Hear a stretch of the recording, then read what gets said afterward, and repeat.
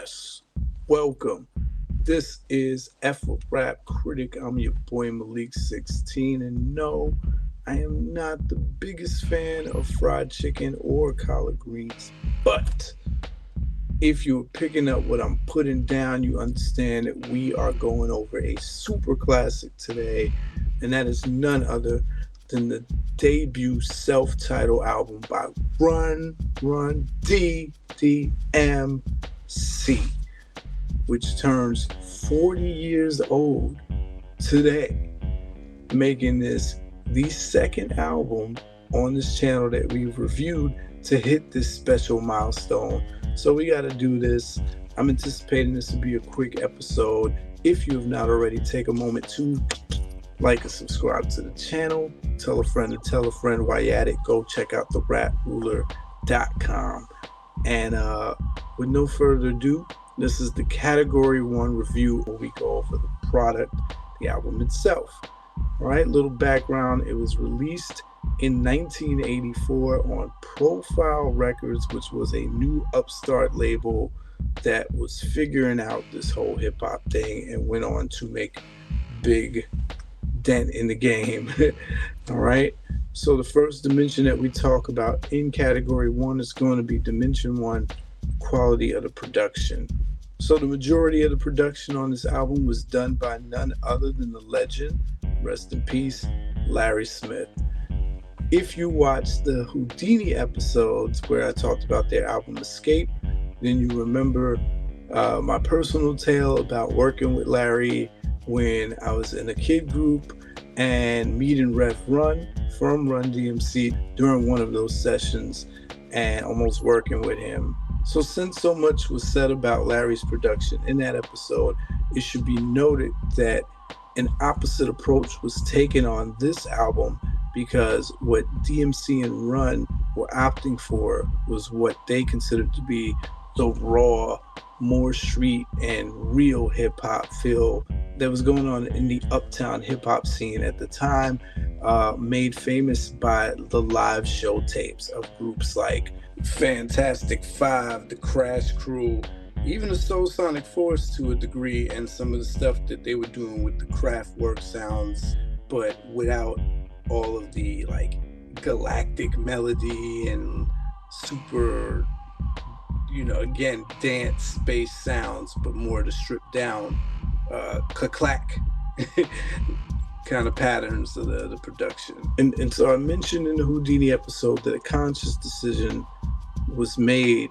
by Larry to go in what they call the R&B rap production style, because Run DMC were choosing this more stripped down, bare bones, boom bap feel. And that's what you're really getting. All of the beats made on this album were on the DMX drum machine, which was relatively new to music and super new to hip-hop, so it was being overly used. This album is no exception.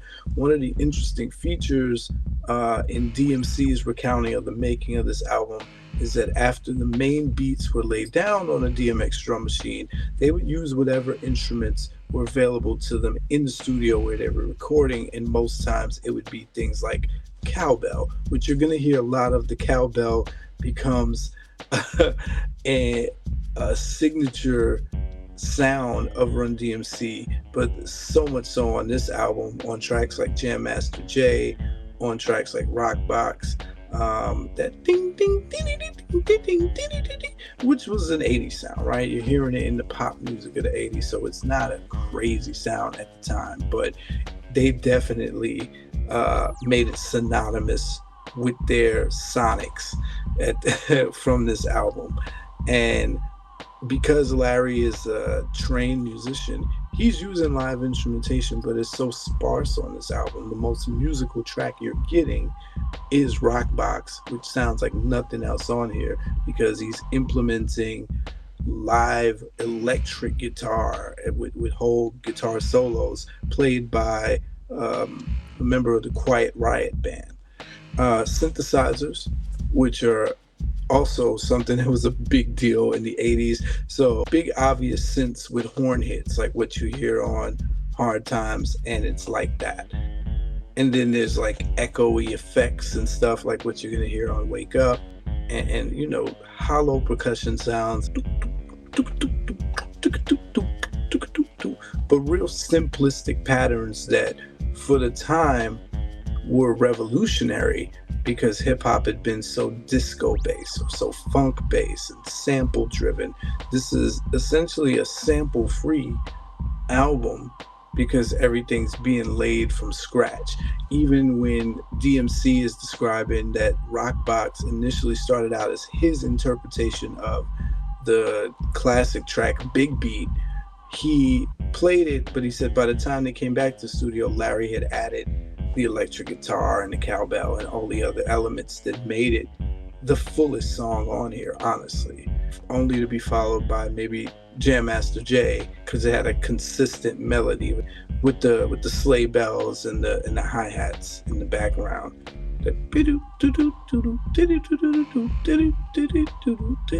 Yeah, when you're adding all that up and considering that it's only a 9-track album helmed by one producer with some assistance from the group itself, then you recognize what you're dealing with here.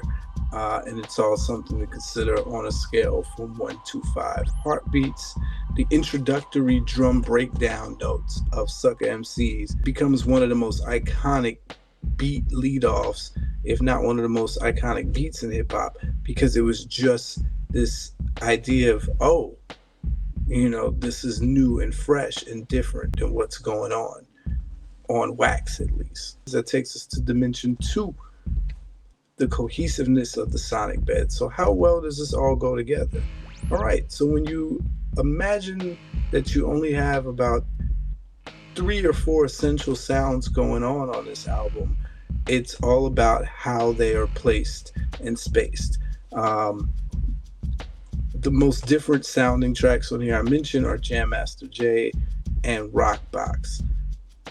Outside of that, you have Wake Up and 30 Days. Now, Wake Up and 30 Days become derivatives of all the other elements that are present on the album. Hard Times and It's Like That are in the same group.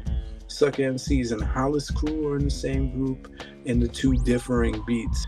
Wake Up in 30 Days are like the scraps of those beats to the point where you get something new. There's again, I said there's more effects on Wake Up. 30 Days comes closest to the Houdini production because it incorporates the most use of funk bass line and loud 80s synthesizer, like almost like weird sciencey synthesizer for the chorus parts. That electro organ sound with the funk bass line. That's a deviation from everything else. That adds to variation, even though the main verses have this basic structure with the hollow percussion. Where they're placed, though, is everything. So if we're looking at sequencing, you count from the first 3 songs, and it all feels very new.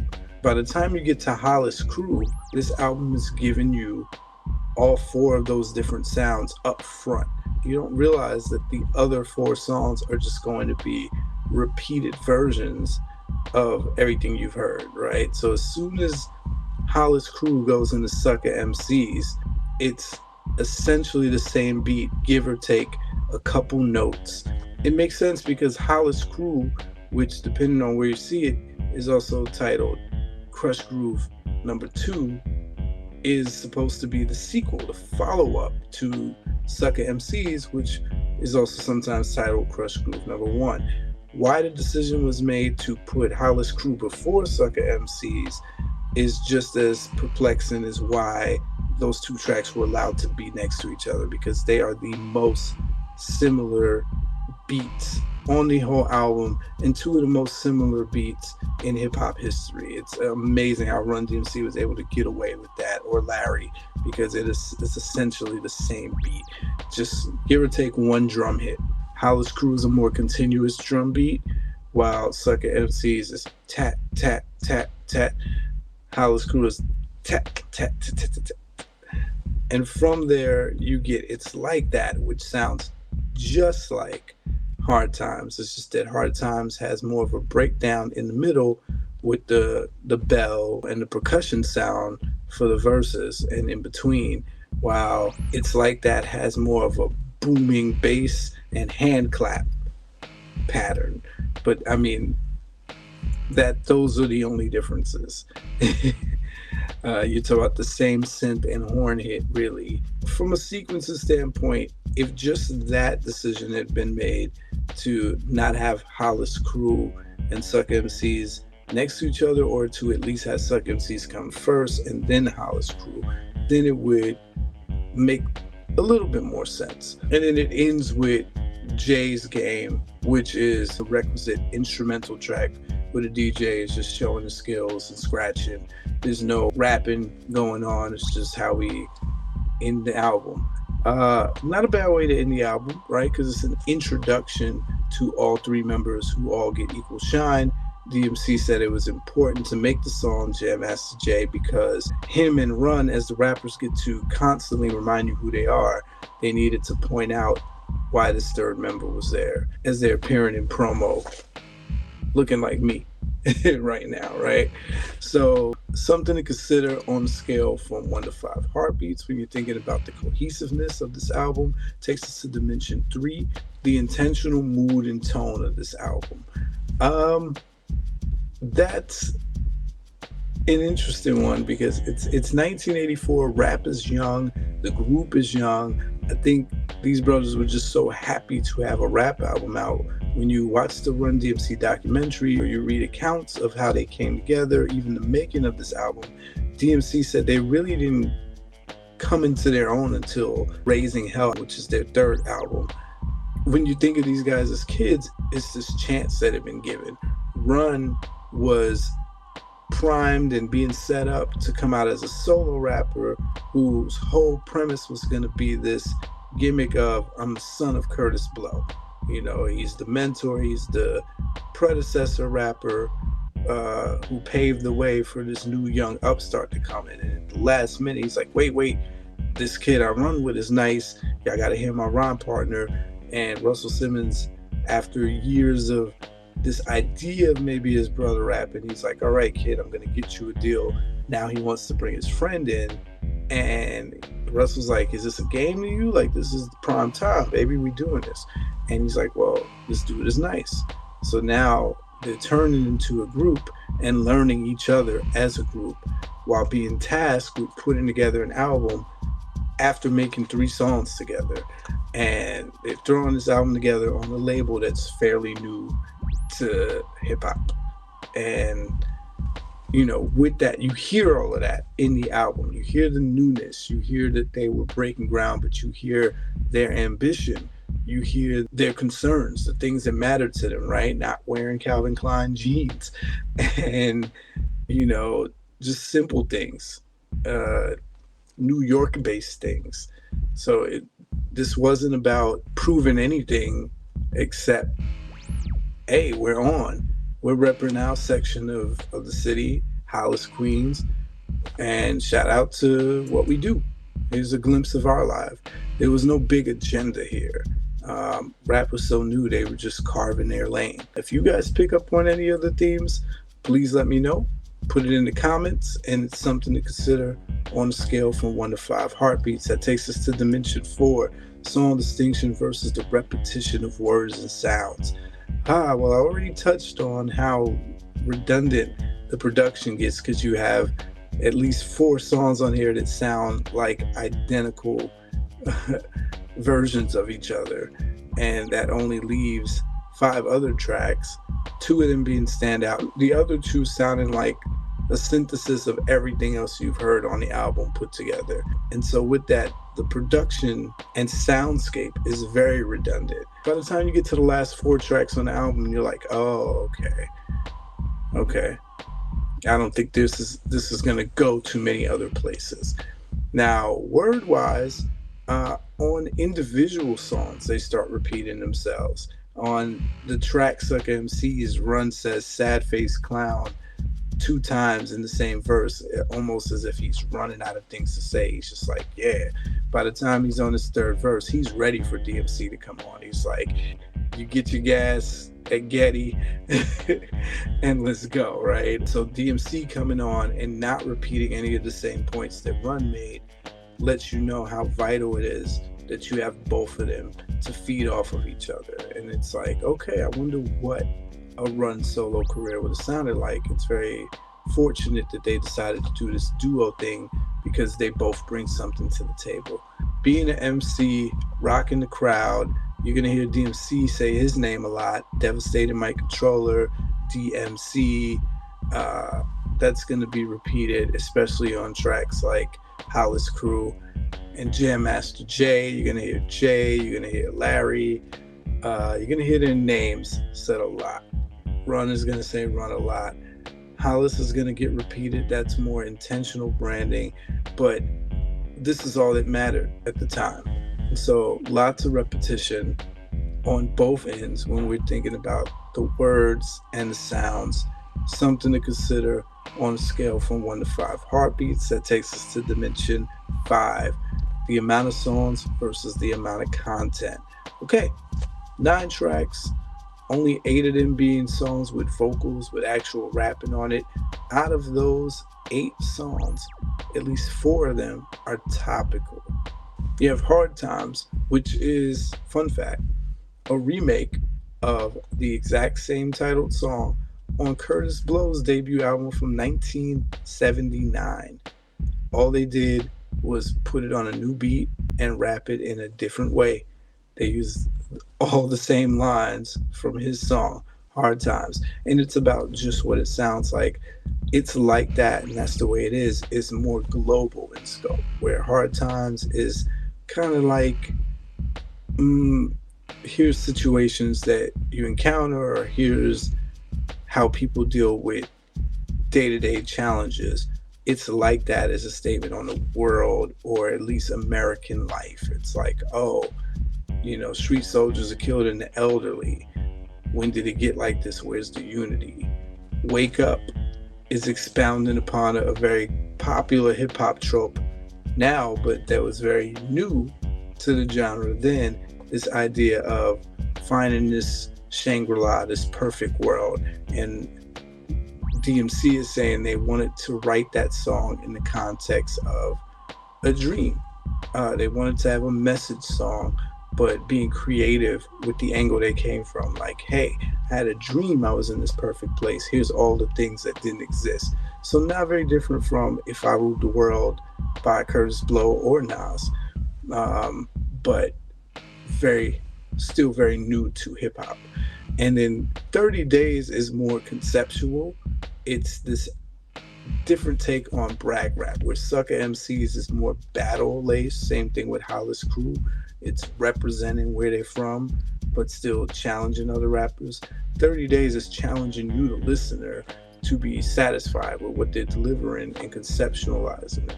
That's at least half the album. And then if you consider Jam Master Jay, the fact that they are actually rapping about what their DJ does. The whole song is about their DJ, the legend, rest in peace, Jam Master Jay. Another very popular hip-hop trope. At that time, the DJ was everything. So yeah, you got to make a song about your DJ. And they're literally saying, you know, he's the jam master. He gets better every year because he has to. And so you're getting stuff like that. Rest in peace, Jam Master Jay. They just sentenced his killers. A lot of people feel that justice was served.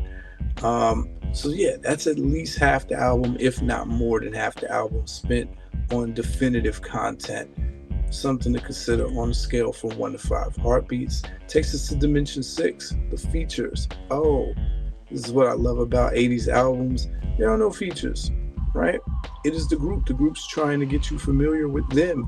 They're trying to get you familiar with the fact that they have a DJ, so much so that they make a whole song about him. So yes, this is your introduction to Run DMC. The album is titled after them, just so you can get familiar with who they are. So no features, Don't know if you consider that a strength or a weakness, but something to consider on a scale from 1 to 5 heartbeats. Takes us to dimension 7, the question of the weakest song. Does it or do they bring the album down and take away from it? It's up to you to decide. I don't know if any of the redundancy and repetition factors I pointed out create takeaways, like if you'd rather Hollis Crew over Sucker MCs or vice versa, or if there's room for both of them to exist. If any of you listen to Wake Up or 30 Days, if Rockbox has too much going on with the rock element, all these things are something to consider on a scale from 1 to 5 heartbeats. Totally subjective, totally up to you. Takes us to dimension 8, Mass Appeal. Now, did this album have the stuff to move the needle? History has shown it certainly did. The reason why we're even talking about this album is because it may not be Run DMC's best album, but it is the game-changing album for them. It changed the rules for hip-hop, it changed the aesthetic, and Rockbox, which is their third single, becomes the first rap video to be played on MTV. This is at a time where MTV itself was new, but they were only playing predominantly white artists, which became a hot topic. Michael Jackson and Run DMC being some of the first to break that wall down. An album or so later, Run DMC literally breaks the wall down with Aerosmith for Walk This Way. So this goes on to sell units. Big deal. This is the first rap album ever to go gold. So when we talk about new ground being broken, that's what this album did. When we talk about mass appeal, this album is a part of showing that rap could be a viable commodity, that it could be a major force in mainstream music and pop culture. This is the beginning of that. This is the beginning of looking at these products as something that's profitable. The gold record, 500,000 copies in the US in 1984, not small potatoes at all. Nothing to thumb your nose at. So shout out to Run DMC for that. And they take hip hop to mainstream spaces where it has not been before, and they start doing arena tours, introducing hip hop to just newness. And because they decided to lead with singles that had message music as well as braggadocio, they become easily digestible rappers, right? The approach taken on tracks like Hard Times and It's Like That are easy to recite even if you don't like rap. It sounds like the rock of the time. It sounds like the pop of the time. It sounds like the punk of the time, because it's just recitation rap. It's chanting, right? And that's why those songs get used to this day for commercials, for shows, for things that are not even hip-hop related. A song like Hard Times and It's Like That speaks to universal things that any race, creed, color, or even age can relate to when you're of a certain awareness of how the world works. And then you couple that with a crossover darling like Rockbox, which broke the rules, and something like Suck MCs that maintains this undeniable street element and gets the real b-boys in lockstep, and you got every aspect cornered. You don't even need a funk or disco based song to rock the party, because now you're introducing a new way to party. Something to consider on a scale from 1 to 5 heartbeats. That takes us directly to dimension 9, the 3 I's: impact, innovation, influence. See the way I'm dressed here.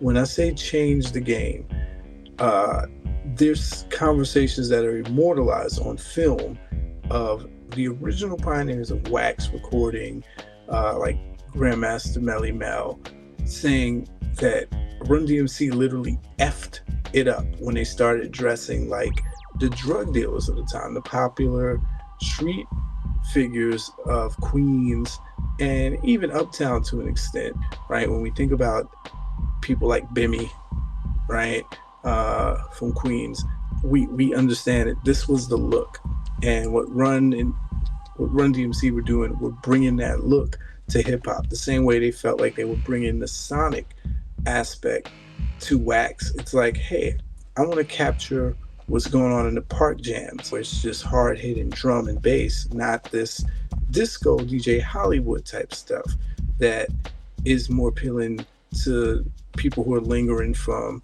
the last 5 years. This is before the Adidas conversation even comes into play. The Cassell frames, the wide box frames for glasses, the fedoras, the leather jackets, even the tracksuits, right? The in-your-face imagery, the front cover imagery, because this is how media worked back then. Everything is, once it's at your doorstep, that's when you're seeing it. When it's on a video being a new medium, it's like, oh, you can look like that. Oh, that's how the homies on the corner look. Or, I'm sorry, that's how the homeboys on the corner look, right? And it's like, wow, they represent this youth spirit. Not only that, but what they're doing on both levels, right? I just mentioned Sucker MCs. It's opening a door that you didn't know could be open. It's, you can have a beat that simple, that raw, stripped down, but that hard hitting. And that's a single. That's getting played by the DJs. That's getting played in the clubs. You can actually move to it, and it doesn't have to have this funk rhythm bass line. It doesn't have to have this familiar sample from a song from yesteryear or 5 years ago that was playing in a discotheque. That's one way rules are being broken and innovations happening. The other way is a track like Rockbox, which is letting you know, you can have straight up rock and roll shredding guitars with solos all in a rap song, and this is going to get rotation as long as you take the breaks and let the people breathe and make sure they can move to it. So innovation aesthetically and audibly, and that's creating this giant impact because MTV only grew in popularity and importance. Now you had to have a video, and Run DMC were the forerunners of that. They're like, every time we're going to be on MTV, and they wound up doing it. There's a period where I associated Run DMC with that MTV lane, where I associated, the more, I guess, less superstar-y rappers with something more local, like Video Music Box. And I think a lot of folks did, because at a point after this, Run DMC becomes mega stars. The influence is that it opens the floodgates, as I always say about hip-hop, for people to know that this is okay, so now they do it. So more street-styled rappers come with their look. And it takes us away from something DMC pointed out, less of this Frankie Crocker style radio voice and more just rapping in more of this chanty cadence. And so the influence is immense. You still hear rappers talking about it to this day who came in the golden era that were influenced by what Run DMC did in the mid 80s. And then even some rappers in the 90s who attribute what they got to Run DMC. So something to consider on a scale from 1 to 5 heartbeats. That takes us to dimension 10, the final dimension in category 1, the overall timelessness and uniqueness. So DMC himself has stated that this is not their best album, or it gets overlooked, but it's Rockbox that really took them over the top and made the impact and changed the game. When you listen to it outside of the super popular singles like Rockbox, like Sucker MCs, like It's Like That, Hard Times, and Jam Master Jay, then you really do hear how 80s it is. And even listening to it all together, when you start hearing those repeated elements, you're like, this is 80s. They were so limited that they couldn't even make 8 songs sound super different from each other. But because there's a timeless element in that chanting call and response, it's easy to rap along to, Phil. It has this effect of living on, which is why I mentioned to this day you'll hear those songs used in other media. Does it sound like old school rap? Absolutely. But I don't know if it sounds like outdated rap, because the cringy element may not be there because it's just so easy to get into. Each song is very easy to get into. Does it get tiring after a while hearing that same style for half the album? Yeah, perhaps. And if you were introducing this to a young kid today, could they get into it? That's where it gets tricky. But because the youth spirit is so prevalent here, it'd be hard to act like this sounds like old man rap. That's where you might get lost. But every wedding I go to, they play the Let's Get Married remix, and you're sure to hear it, which is just singing and rapping featuring Run doing an updated version of what he's doing here. And that song lives on. So, I mean, there's your proof that these songs still have life and vitality to them. But it's up to you to determine how timeless and unique that makes this on a scale from 1 to 5 heartbeats. And on that note, that concludes our Category 1 breakdown and analysis of the classic album turning 40 years old today, the self-titled debut by Run DMC. Join us next episode where we go over the rap performance on the album. And until then, y'all know what it is. F a rap critic. They talk about it while I live it. Word to meth.